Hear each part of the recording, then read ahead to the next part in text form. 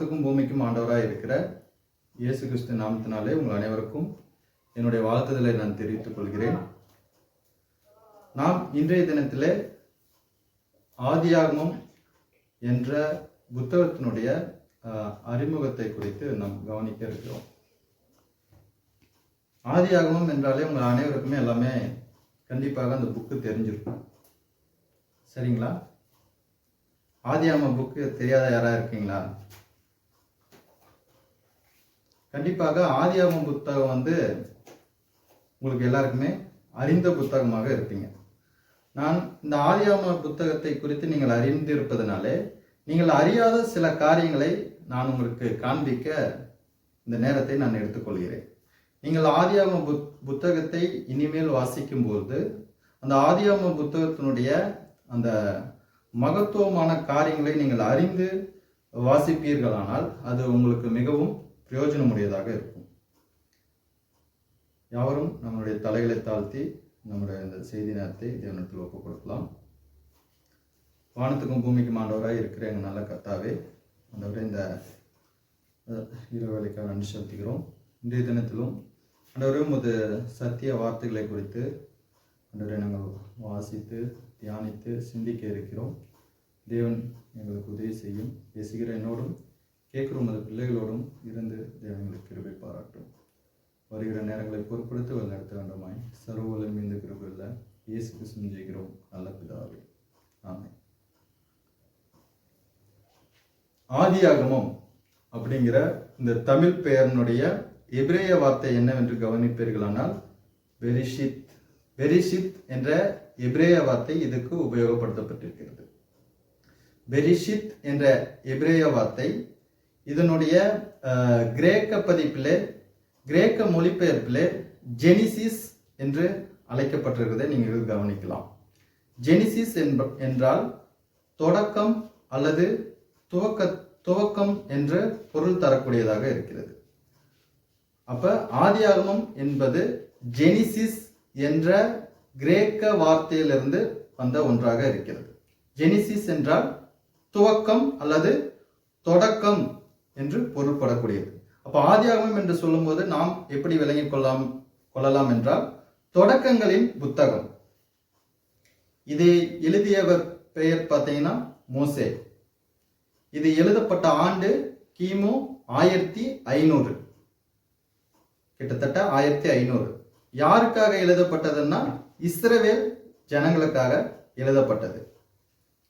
இதனுடைய மொழிபெயர்ப்பாக இருக்கக்கூடிய கிரேக்க மொழிபெயர்ப்பு கிமு 250 இது கிரேக்க மொழியில மொழிபெயர்க்கப்பட்டது. அந்த கிரேக்க மொழிபெயர்ப்பை செப்துவஜின்த் அப்படின்னு சொல்லுவாங்க. இது பார்த்தீங்கன்னா இந்த செப்துவஜின்ட்ங்கிறது பழைய ஏற்பாட்டுக்கும் புதிய ஏற்பாட்டுக்கும் இடைப்பட்ட காலத்திலே கிமு 250 மொழிபெயர்க்கப்பட்டது. அப்ப இந்த புத்தகத்தினுடைய பெயர் அந்த புத்தகத்தினுடைய முதல் அதிகாரம், முதல் வசனம், முதல் வார்த்தையை அடிப்படையாக கொண்டு இதுக்கு இந்த தலைப்பு வைக்கப்பட்டிருக்கிறது. நீங்கள் வாசிக்க வேண்டும் என்றால் ஆதியாகமம் 1ஆம் அதிகாரம் 1ஆம் வசனத்தை வாசிப்பீர்களானால் ஆதியிலே அப்படிங்கிற ஒரு வார்த்தை இருப்பதை நீங்கள் கவனிக்கலாம். ஆதியிலே என்று சொல்லும்போது அது துவக்கத்திலே அல்லது தொடக்கத்திலே என்று ஆரம்பிக்கிறது. அப்ப இந்த புத்தகத்தினுடைய பெயரும் தொடக்கங்களின் புத்தகம் அல்லது ஆதியாகமம் என்று இது அந்த வார்த்தையினுடைய அந்த வசனத்தினுடைய முதல் வார்த்தையை அடிப்படையாக கொண்டு இந்த புத்தகத்துக்கு ஆதியாகமம் என்ற பெயர் வைக்கப்பட்டிருக்கிறது. இந்த ஆதியாகமம் புத்தகத்திலே மொத்தமாக 50 அதிகாரங்கள் இருக்கிறது. இந்த 50 அதிகாரங்களிலே அந்த 50 அதிகாரங்கள் கிட்டத்தட்ட 10 தொகுப்புகளை கொண்ட ஒரு புத்தகமாக நமக்கு நம்முடைய கரங்களில் இருக்கிறது. அப்ப இந்த ஆதியாகமம் 50 புத்தகங்களை நம் எழுதப்பட்ட முதல் மோசேயின் மூலமாக எழுதப்பட்ட போது 10 தொகுப்புகளாக இருந்தது. அந்த 10 தொகுப்புகளை ஒருங்கிணைந்த அந்த புத்தகத்தை தான் நாம் ஆதியாகமம் என்று சொல்லுகிறோம். இப்ப இந்த 50 அதிகாரங்களை நீங்கள் எடுத்து பார்க்கும்போது எல்லாவற்றினுடைய துவக்கத்தை பற்றி நீங்கள் ஆதியாகமத்தில் பார்க்கலாம். ஆதியாகமம் முதல் அதிகாரம் முதல் வசனத்திலிருந்து ஆதியாகமம் 2ஆம் அதிகாரம் 3ஆம் வசனம் வரைக்கும் இந்த அண்டத்தினுடைய இந்த உலகத்தினுடைய நேரங்களினுடைய துவக்கத்தை குறித்து நீங்கள் பார்க்க முடியும். நேரங்களினுடைய துவக்கத்தை நீங்கள் ஆதியாகமம் முதல் அதிகாரம் முதல் வசனத்திலிருந்து 2ஆம் அதிகாரம் 3ஆம் வசனத்தின் வரை பார்க்கும்போது இந்த காணப்படுகிறவைகள் காணப்படாதவைகள் அனைத்தினுடைய துவக்கத்தையும் காலத்தினுடைய துவக்கத்தையும் அறிவிக்கிறது. ஆதியாகமம் 2ஆம் அதிகாரம் 4ஆம் வசனம் முதல் 2ஆம் அதிகாரம் 25ஆம் வசனம் வரைக்கும் மனிதனை குறித்தும் மனிதனை தேவன் ஆணும் பெண்ணுமாக சிருஷ்டித்ததை குறித்தும் அந்த ஆணும் பெண்ணுமாக சிருஷ்டித்த மனிதன் அவர்கள் இசைந்து ஒரே மாம்சமாக திருமண பந்தத்தில் இணைந்து இருக்க வேண்டும் என்பதை குறித்தும் அந்த பகுதிகள் நமக்கு அறிவிக்கிறது. அப்ப எல்லாவற்றினுடைய துவக்கத்தை முதல் அதிகாரத்தில் பார்க்கிறோம். மனிதனுடைய துவக்கத்தையும் அவர்களை ஆணும் பெண்ணுமாக சிருஷ்டித்து திருமண நியமனத்தில் ஒரே மாம்சமாக இருக்கும் அந்த நியமனத்தை பெற்ற ஒரு மனித இனமாக இருப்பதை தேவன் விரும்பி அந்த காரியத்தை செய்திருக்கிறதை நீங்கள் பார்க்க முடியும். ஆதியாகமம் 3ஆம் அதிகாரம் 1ஆம் வசனத்திலிருந்து 3ஆம் அதிகாரம் 14ஆம் வசனம் வரைக்கும் பார்க்கும்போது பாவத்தை குறித்தும் கீழ்ப்படியாமை குறித்தும் பாவம் கீழ்ப்படியாமையினாலே மனித இனத்துக்கு ஆவிக்குரிய மரணம் உண்டானதையும் நீங்கள் அதில் கவனிக்கலாம். ஆதியாகமம் 3ஆம் அதிகாரம் 15ஆம் வசனத்திலிருந்து ஆதியாகமம் 6ஆம் அதிகாரம் 8ஆம் வசனம் வரைக்குமாக தேவன் மனித இனத்துக்கான மீட்பின் செய்தியை தீர்க்க தரிசனமாக அறிவித்ததை குறித்தும் தலைமுறைகளை குறித்தும் காணிக்கைகளை குறித்தும் மனிதன் முதலாவதாக செய்த கொலையை குறித்தும் மனிதன் முதலாவதாக செய்யக்கூடிய ஒன்றுக்கு மேற்பட்ட திருமணங்களை குறித்தும் தொழிலை குறித்தும் வணிகத்தை குறித்தும் பட்டணங்களை குறித்தும் நீங்கள் பார்க்க முடியும்.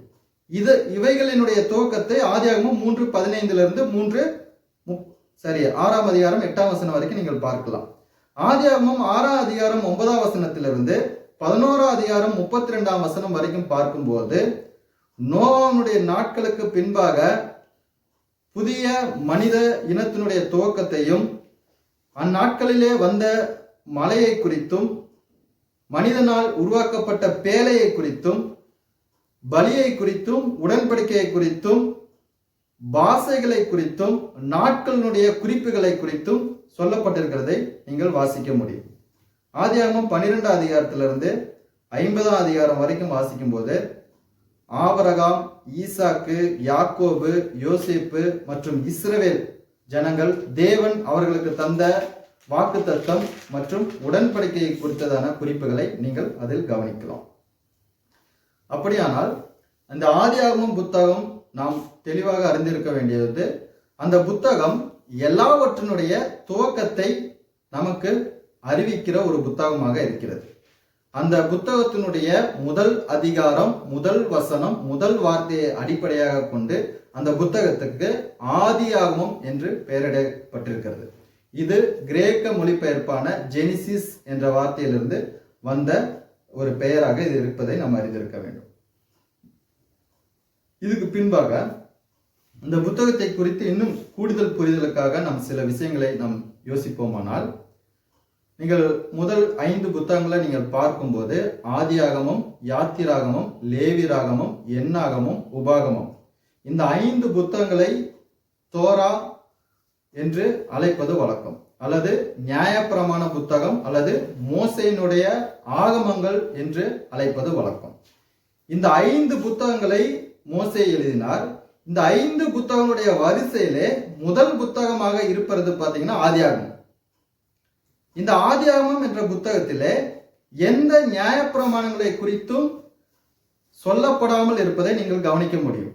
யாத்ராமம் அப்புறம் நீங்க சொல்லப்பட்டிருக்கிறத நீங்கள் வாசிக்கும் போது நியாயப்பிரமாணத்தை குறித்து சொல்லப்பட்டிருக்கிறத நீங்கள் பார்க்கலாம். ஆனால் ஆதியாகமத்தில் வாசிக்கும் போது நியாயப்பிரமாண புத்தகங்களில் சொல்லப்பட்ட காரியங்களே இல்லாத வகையிலே அந்த ஆதியாகம புத்தகம் எழுதப்பட்டதை நீங்கள் பார்க்க முடியும். மற்ற 4 புத்தகங்களும் நியாயப்பிரமாணத்தின் இருதயம் போன்று அது இருக்கக்கூடியதாக இருக்கிறது. ஆனால் ஆதியாகமம் மாத்திரம் இந்த நியாயப்பிரமாணங்களுக்கு அப்பாற்பட்ட ஒரு புத்தகமாக சிருஷ்டிப்புகள் முதல் கொண்டு எல்லாவற்றினுடைய துவக்கத்தையும் அறிவிக்கிற ஒரு வரலாற்று புத்தகமாக இருப்பதை நீங்கள் பார்க்க முடியும். எப்படி இதை வரிசைப்படுத்தி இருக்கிறார்கள் என்றால், இந்த நியாயப்பிரமாண புத்தகம்தான், அதாவது இந்த மோசேயினுடைய 5 ஆகமங்கள் என்று சொல்லப்படுகிற இந்த புத்தகங்கள் தான் மற்ற புத்தகங்களை காட்டிலும் கூடுதல் மதிப்புடையதாக இருக்கிறது. இதனுடைய மதிப்புடன் மற்ற புத்தகங்களை ஒப்பிட்டு பார்க்கும்படியாக முதலாவதாக இந்த 5 பிரமாணங்கள் அடங்கிய மோசேயினுடைய ஆகமங்கள் வைக்கப்பட்டிருக்கிறது. அந்த 5 பிரமாணங்கள், அந்த 5 மோசேயினுடைய ஆகமங்களுக்கும் துவக்க புத்தகமாக இதை குறித்து நியாயப்பிரமாணத்தை குறித்து அறிந்து கொள்வதற்கு முன்பாக முற்பிதாக்களை குறித்து அறிந்து கொள்ளும் வகையிலே முதலாவது புத்தகமாக ஆதியாகமம் இருக்கிறதை பார்க்க முடியும். நீங்கள் ஆதியாகமம் 1 அதிகாரம் 1 வசனத்தை வாசிக்கும் போது, ஆதியிலே தேவன் வானத்தையும் பூமியையும் சிருஷ்டித்தார் என்று அந்த புத்தகம் துவங்குகிறது. ஆதியிலே தேவன். இன்னைக்கு உலகத்துல பாத்தீங்கன்னா தேவன் இருக்கிறாரா இல்லையா என்ற விவாதம் தொடர்ந்து இருக்கிறது. எல்லா சமயங்களிலும் இதே போன்றதான விவாதங்கள் இருப்பது வழக்கம். அநேக தத்துவ ஞானிகள், அநேக அறிஞர்கள் விஞ்ஞானமும் அறிவியலும் கடவுள் என்ற ஒன்று இல்லை என்பதை கடவுள் மறுக்கும் ஒரு கோட்பாட்டை பறைசாற்றுகிறதாக இருக்கிறது.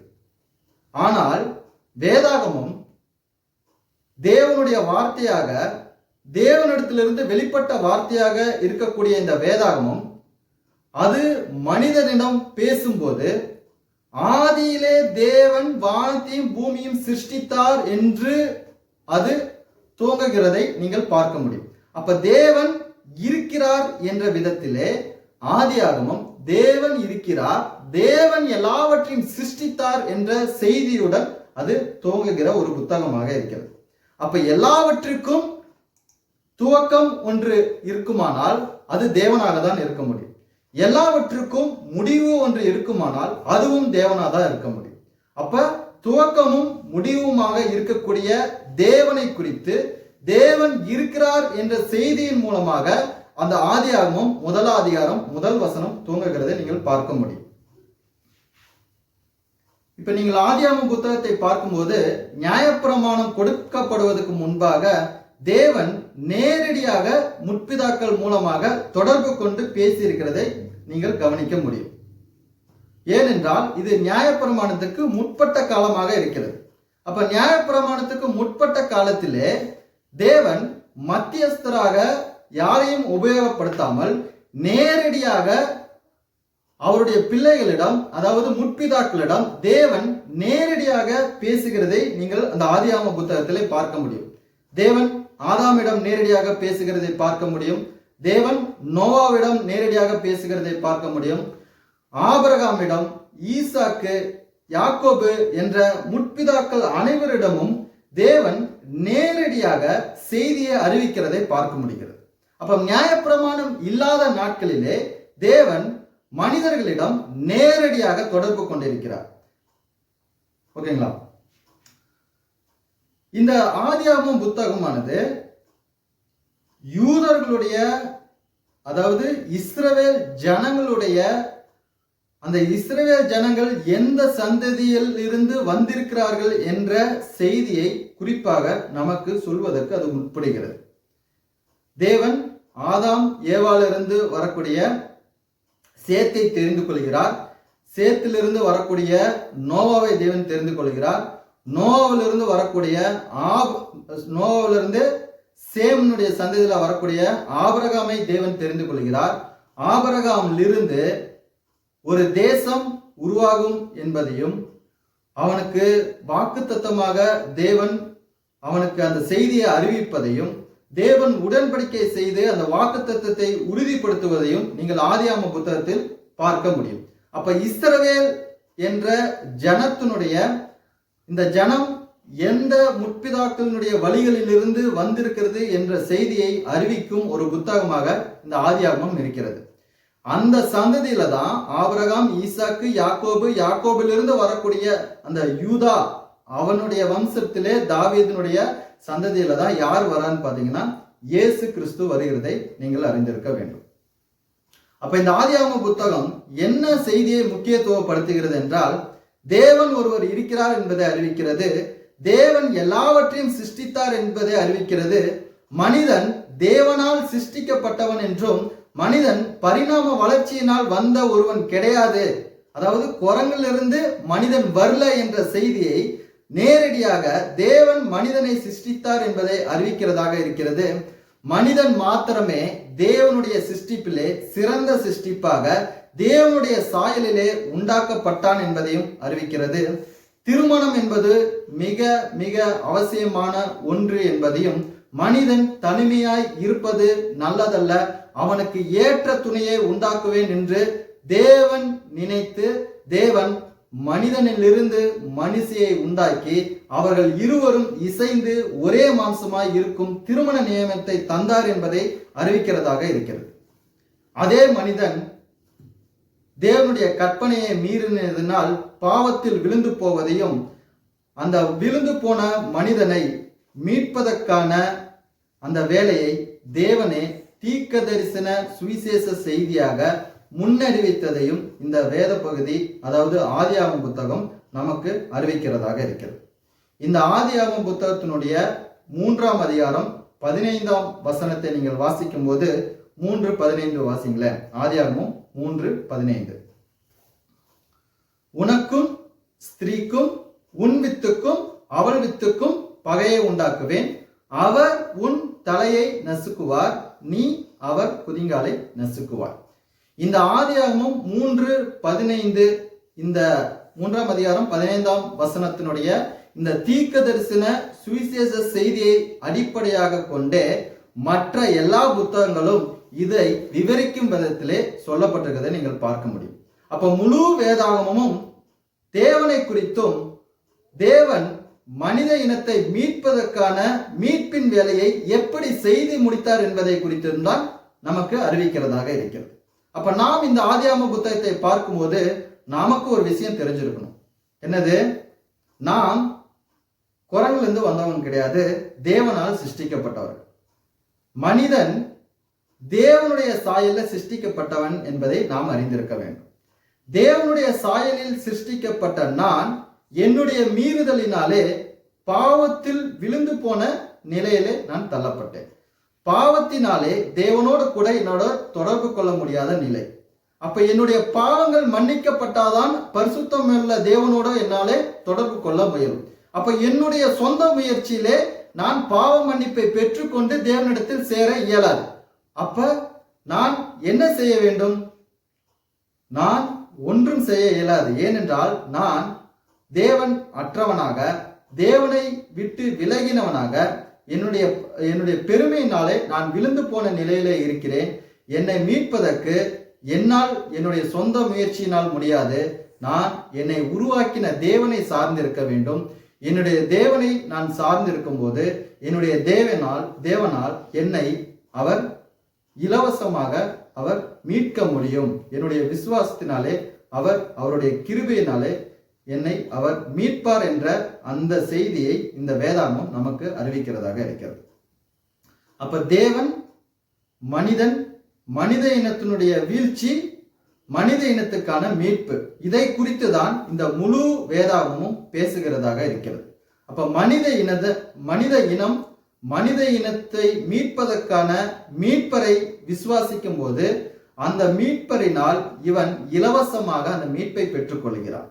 அந்த மீட்பராக ஸ்திரீயின் வித்தாக அவர் வந்து, அவர் மரித்து, அவர் அடக்கம் பண்ணப்பட்டு 3ஆம் நாள் உயிர் தெழுந்தார் என்பதுதான் தேவன் அறிவிக்கும் சத்தியமாக இருக்கிறதை நீங்கள் பார்க்க முடிகிறது. அப்ப இந்த முழு வேதாகமும் கிறிஸ்துவை மையப்படுத்தி இருக்கிறது. ஆதியாகமம் 3ஆம் அதிகாரம் 15ஆம் வசனத்திலே கிறிஸ்துவை பற்றியதான காரியங்கள் தேவன் தீர்க்க தரிசனமாக மனித இனத்துக்கு புரிந்து கொள்ளும் வகையிலே அவர் அறிவித்திருக்கிறதை இந்த வசனம் நமக்கு தெரிவிக்கிறதாக இருக்கிறது. அதனுடைய தொடர்ச்சியிலே ஆதியாகமம் 22ஆம் அதிகாரம் 18ஆம் வசனம் வாசிக்கும் போது தேவன் ஆபிரகாமிடம் வாக்குத்தத்தம் செய்து அவனுடைய சந்ததியை குறித்து வாக்கு பண்ணினதை நாம் பார்க்க முடிகிறது. இந்த வாக்கு தீர்க்க தரிசனம் கலாத்தியர் 3ஆம் அதிகாரம் 4-6 வரைக்கும் வாசிக்கும் போது அந்த ஸ்திரீயின் வித்தாக அறிவிக்கப்பட்டவர், அந்த சந்ததியாக வாக்கு பண்ணப்பட்டவர், அவர் தேவன் சொன்னபடியே அவர் மனித இனத்தினுடைய மீட்பராக பூமிக்கு வந்து தேவனுடைய சித்தத்தை அவருடைய ஒரே பேரான குமாரன் பூமியிலே நிறைவேற்றி முடித்தார் என்ற சத்தியத்தை நாம் முழுமையாக புரிந்து கொள்ள முடிகிறது. கலாத்தியர் 3ஆம் அதிகாரம் 4-6 வரைக்கும் கரங்களிலே வேதாகமம் இருக்குமானால் நீங்கள் வாசிக்கலாம். கலாத்தியர் 3ஆம் அதிகாரம் 4-6.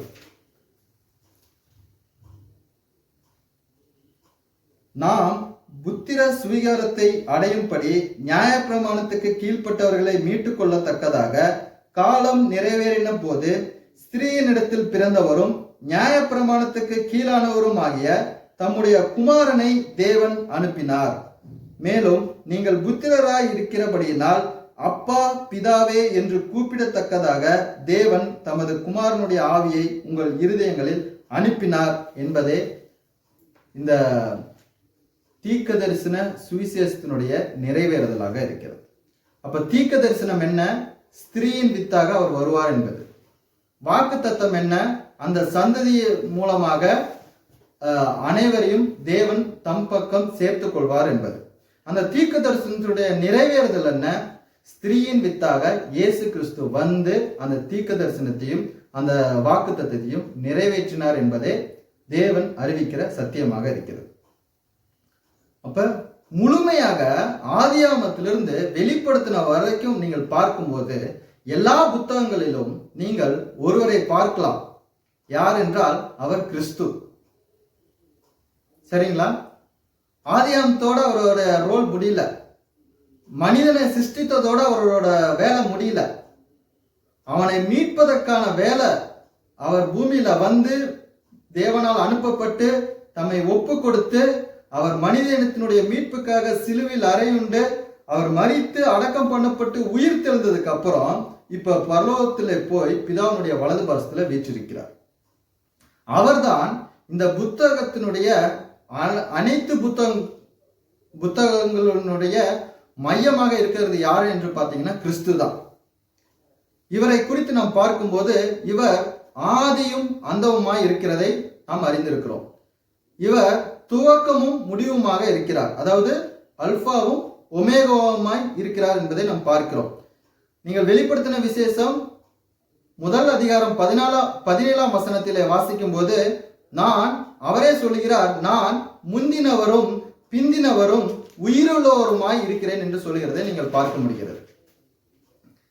அப்ப துவக்கம்னு ஒன்று இருந்தால் அதுவும் கிறிஸ்துவிடம் துவங்குகிறது. முடிவு ஒன்று இருக்குமானால் அதுவும் கிறிஸ்துவிடம் முடிகிறது. இந்த கிறிஸ்துவிடம் துவங்கி கிறிஸ்துவிடம் முடிகிற இந்த புத்தகத்தை தான் நாம் வாசிக்கிறவர்களாக இருக்கிறோம். இந்த புத்தகம்தான் மனித இனத்துக்கான மீட்புக்கான அந்த சத்தியத்தை அறிவிக்கிறதாக இருக்கிறது. இந்த சத்தியத்தை ஒருவர் விசுவாசிக்கும் போது அவர் இலவசமாக ரட்சிப்பை பெற்றுக்கொள்கிறார். அப்ப தேவன் மனிதனை உண்டாக்கினார். மனிதன் தன்னுடைய மீறுதலினாலே பாவத்துக்கு உட்பட்டான். பாவத்தில் விழுந்து போன மனிதனை தேவன் தம்முடைய கிருபையினாலே இலவசமாய் அவனுடைய விசுவாசத்தை கொண்டு அவனை மீட்கிறார் என்பதுதான் இந்த வேதாகமம் அறிவிக்கிற செய்தியாக இருக்கிறது. இந்த வேதாகமத்தை குறித்து நாம் புரிந்து கொள்வதற்கு ஆதியாகமம் என்ற புத்தகம் முதலாவது புத்தகமாக இருக்கிறதை நாம் அறிந்திருக்கிறோம். இந்த ஆதியாகமத்தை எழுதும் போது யார் எழுதினா இந்த புத்தகத்தை? மோசே எழுதியிருக்கிறார். மோசேயினுடைய நாட்கள்ல எழுத்து வழக்கு இருந்திருக்கா அப்படிங்கிறது அநேக ஆய்வாளர்கள் மத்தியில கேள்வியாக இருக்கிறது, வரலாற்று ஆய்வாளர்கள் மத்தியில. ஆனா வேதாகமம் நமக்கு தெளிவுபடுத்துகிறது, இப்பொழுது கிடைத்த ஆதாரங்களும் நமக்கு தெளிவுபடுத்துகிறது, மோசேயினுடைய நாட்களிலே எழுத்து வடிவம் இருந்திருக்கிறது. அப்ப நீங்க பாருங்களேன், தமிழ் வந்து மிக தொன்மையான ஒரு மொழி என்று சொல்லுவார்கள். இந்த தொன்மையான ஒரு மொழியில நம்ம கிட்ட கிடைத்திருக்கிற ஆதாரங்களில் கல்சுவடுகள் மற்றும் தோல் ஓலைச்சுவடிகள்ல நாம் பார்க்கும்போது, கல்வெட்டுகளிலும் ஓலைச்சுவடிகளிலும் நாம் பார்க்கும்போது தமிழ் உரைநடை வடிவில் இல்லாமல் செய்யுள் வடிவில் இருக்கிறத நீங்கள் பார்த்திருக்கலாம். கரெக்டுங்களா? திருக்குறள் வாசிச்சிருக்கீங்களா? செய்யுள் வடிவில் இருக்கும். ஆனால் அது திருக்குறள் கிடைத்து எத்தனை ஆண்டுகள் ஆச்சு? அதை எழுதி எத்தனை ஆண்டுகள் ஆச்சு? கிட்டத்தட்ட 2000 ஆண்டுகள் ஆனதாக ஆய்வாளர்கள் சொல்றாங்க. ஆனால் திருக்குறள் எழுதப்படுவதற்கு 3500 ஆண்டுகளுக்கு முன்பாகவே எழுதப்பட்டது இந்த ஆதியாகம புத்தகம். கிமு 1500. இதை எழுதியவர் மோசே. அவருடைய நாட்கள்ல அவர் பயன்படுத்தின எழுத்துக்கள்ல இந்த புத்தகத்தை எழுதும் போது உரைநடை வடிவில் எழுதியிருக்கிறார். உரைநடைன்னா என்னன்னு உங்களுக்கு புரியுதுல்ல? நான் பேசும்போது நீங்கள் பேசுவது, ஒருவருக்கொருவர் பேசிக்கொள்ளுகிறதுதான் உரைநடைன்னு சொல்லுவாங்க. உரையாடல் வடிவில், உரைநடை வடிவில் எழுதப்பட்ட ஒரு புத்தகம் தான் இந்த ஆதியாகமம். ஆனா தொன்மையான பல மொழிகள்ல நீங்கள் அதனுடைய காரியங்களை நீங்கள் எடுத்து பார்க்கும்போது அநேக காரியங்கள் செய்யுள் வடிவிலும் கவிதை வடிவிலும் தான் சொல்லப்பட்டிருக்கும். ஆனால் இந்த ஆதியாகம புத்தகம் உரையாடல் வடிவில் சொல்லப்பட்டிருக்கிறத பார்க்கலாம். இந்த ஆதியாகம புத்தகத்திலும் சில கவிதைகளும் உண்டு, சில தீர்க்க தரிசனங்களும் உண்டு, அதிக வரலாறுகளும் உண்டு. மனுஷியை தேவன் உண்டாக்கி மனிதனிடத்தில் கொண்டு வந்த போது அந்த மனிதன் அந்த மனுஷியை பார்த்து முதலாவதாக பேசக்கூடிய வார்த்தை கவிதை வடிவில் தான் இருந்துச்சு. என் எலும்பும் என் மாம்சத்தில், சொல்லுங்க உங்களுக்கு, ஆதியாகமம் 1 அதிகாரம்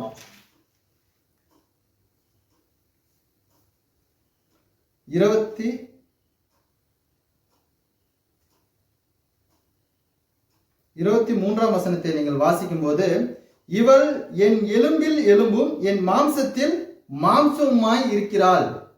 இது கவிதை வடிவம். ஆதியாகமம் 3:15 வாசிக்கும் போது தீர்க்க தரிசனம். இந்த உரைநடை வடிவிலே எழுதப்பட்ட இந்த ஆதியாகம புத்தகத்திலே சில கவிதைகளும் சில தீர்க்க தரிசனங்களும் உண்டு. அதே சமயம் அதிக வம்ச வரலாறுகளும் சொல்லப்பட்டிருக்கிறதை நீங்கள் பார்க்கலாம். எங்கெல்லாம் வம்ச வரலாறுகள் சொல்லப்பட்டிருக்கிறதோ அது ஒரு தொகுப்பு. அப்படியாக ஆதியாகம புத்தகத்தை நீங்கள் எடுத்து பார்க்கும்போது 10 வம்ச வரலாறு அட்டவணைகள் கொடுக்கப்பட்டிருக்கிறதை நீங்கள் பார்க்கலாம். அப்ப 10 வம்ச வரலாறு அட்டவணைகள் துவங்குகிற எல்லாமே ஒரு தொகுப்பு. அப்ப 10 தொகுப்புகள் அடங்கிய ஒரு புத்தகம் தான் இந்த ஆதியாகமம். இந்த ஆதியாகம புத்தகத்துல 1 அதிகாரத்திலிருந்து 11ஆம் அதிகாரம் வரைக்கும் பார்ப்பீர்களானால் 88 மனித பெயர்கள் கொடுக்கப்பட்டிருக்கிறது. 64 இடப்பெயர்கள் சொல்லப்பட்டிருக்கிறது. 48 பொதுவான பெயர்கள் பயன்படுத்தப்பட்டிருக்கிறது. 21 கலாச்சார பெயர்கள் உபயோகப்படுத்தப்பட்டிருக்கிறது. இவ்வளவு தகவல்களையும் முதல் 11 அதிகாரத்திலேயே அது அறிவிக்கிறதாக இருக்கிறது. இப்படிப்பட்டதான சிறப்பு வேற ஏதாவது புத்தகத்தில் இருக்குன்னு நினைக்கிறீங்களா? இதிகாசங்களிலோ புராணங்களிலோ மனிதனுடைய கற்பனையில தோன்றின கதைகளிலோ இந்த மாதிரி காரியங்கள் சொல்லப்பட்டிருக்காது. இது ஒரு வரலாற்று புத்தகமாக இருக்கிறதுனாலே எங்கு நடந்தது, எப்பொழுது நடந்தது, எப்படி நடந்தது, யார் அங்கு இருந்தார் என்ற வரலாற்றை விவரிக்கும் வகையிலே இந்த புத்தகம் தன்னுடைய செய்தியை அறிவிக்கிறதை நீங்கள் பார்க்க முடியும்.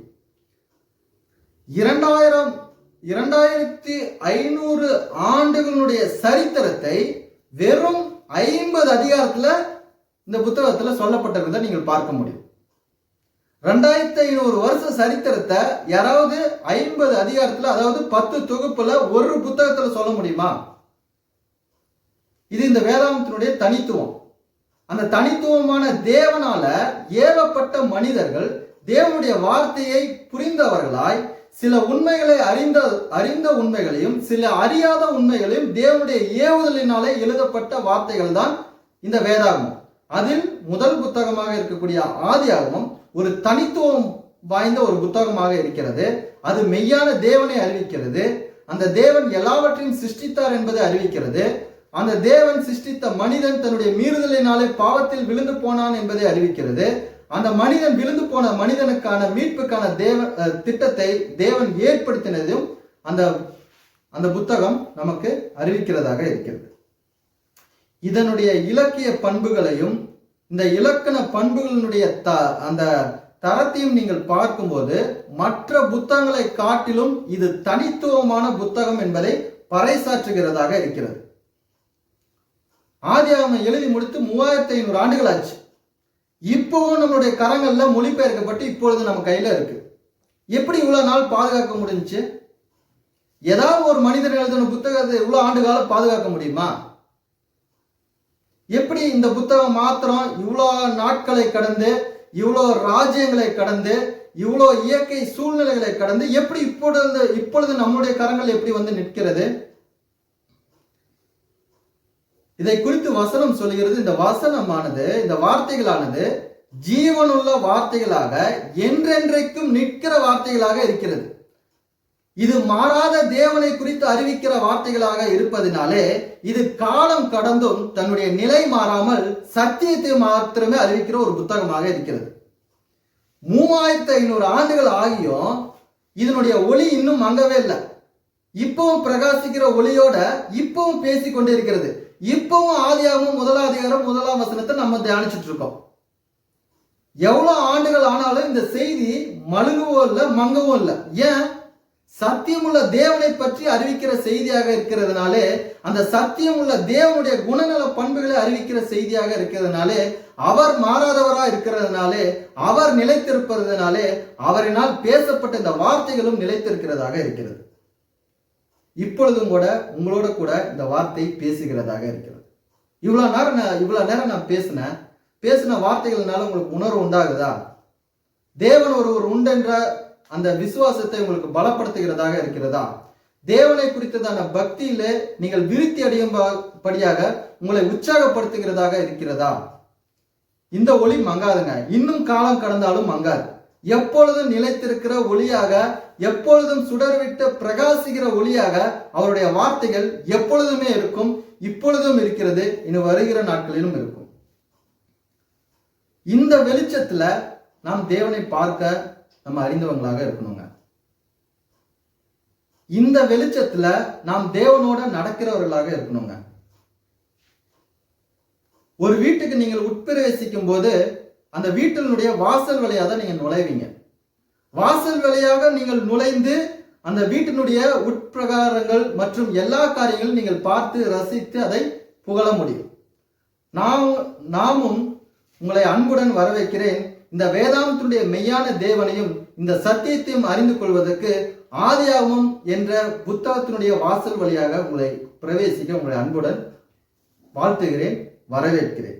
நீங்கள் அதன் வழியாக உட்பிரவேசித்து மற்ற பகுதிகளையும் மற்ற சத்தியங்களையும் நீங்கள் தியானிக்கும் போது உங்களுக்கு மிகுந்த பிரயோஜனம் உடையதாகவும் உங்களை பக்தி விருத்தியில வளர உதவி செய்யக்கூடியதாகவும் தொடர்ந்து தேவனோட கூட தேவனுடைய வார்த்தையில நடக்க உங்களை ஊக்குவிக்கிறதாகவும் இந்த செய்தி இருக்கும். நீங்கள் ஆதியாகமம் இந்த புத்தகத்தின் மூலமாக தேவனை, மெய்யான தேவனையும் தேவனுடைய வார்த்தைகளையும் அறிந்து தேவனுடைய விசுவாசத்திலே நீங்கள் பலப்பட்டு தேவனோடு நடந்து தேவனோடு என்றென்றும் இருக்கும்படியாக உங்கள் அனைவரையும் கிறிஸ்துவுக்குள்ளாக அன்புடன் வாழ்த்துகிறேன். கர்த்தர் தாமே இந்த வார்த்தைகளை ஆசீர்வதித்து தருவார். தேங்க்யூ. Praise the Lord.